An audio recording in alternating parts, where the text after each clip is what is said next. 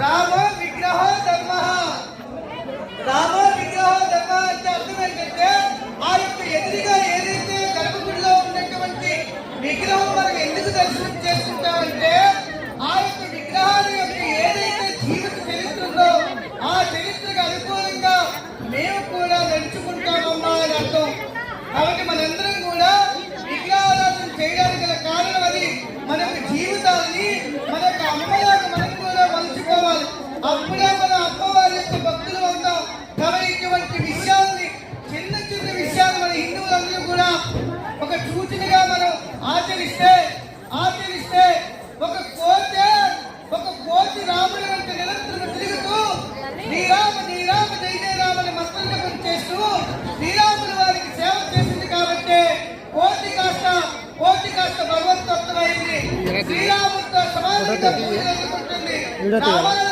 ఊరుండొచ్చేమో కానీ హనుమంతుడి యొక్క జంక్షన్ ఉండదు. కోతే భగవంతుడైతే నువ్వు మనిషివి కదా, నువ్వు అరిచేతుల వైకుంఠాలను కూడా చూసేటటువంటి ఈ సెల్ ఫోన్ కూడా నువ్వే కనిపెట్టావు.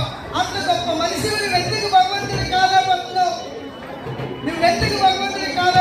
ఒకసారి ఆలోచించండి హిందువులారా. మనలో ఆసక్తి తగ్గిపోయింది. ఎవరైతే ఆచరిస్తారో ఖచ్చితంగా వాళ్ళు భగవత్ స్వరూపులు అవుతారు. అది మనకి సత్యసాయి బాబు మనకి చూపించారు. కాబట్టి మన అందరం కూడా అమ్మవారికి పూజ ఎంత భక్తి శ్రద్ధలతో చేస్తామో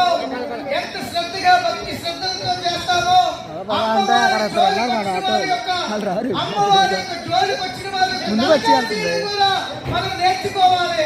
రాబోయే రోజుల్లో ఇది అందరూ కూడా ఇటువంటి అమ్మవారి తత్వంలో ఆనంద డోలకాల్లో ప్రశాంతమైనటువంటి జీవనాన్ని గడుపుతారని ఆశిస్తూ మీ యొక్క భారతానంద మహారాజ్ హిందూ మహాసభ దక్షిణ భారతదేశానికి ఆర్గనైజర్ సెక్రటరీగా సేవ చేస్తూ మీ అందరికీ కూడా